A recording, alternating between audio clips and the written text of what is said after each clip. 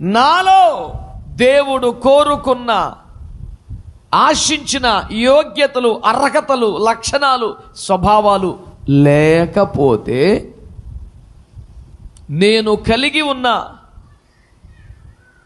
ఆనందాలు, ఆర్భాటాలు, సౌభాగ్యాలు కూడా తీసివేయబడతాయి. ఈ ఒక్క మాట అర్థమైతే మన సేవ, మన ప్రవర్తన, మన బతుకు మొత్తం కుదురుకుంటాయి. మీలో ఎవరైనా ఒక్కలైనా ఆమెనుంటే బాగుండేది.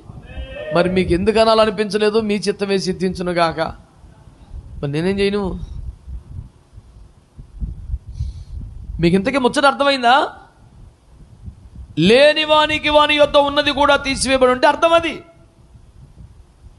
నీకు ఇల్లు ఉంది, కారు ఉంది, బంగ్లా ఉంది, కానీ దేవునికి ఇష్టమైన లక్షణాలు లేవు, లాగి పారేస్తాడు నిర్దయగా, కర్కశంగా. అనుమానం అక్కర్లా.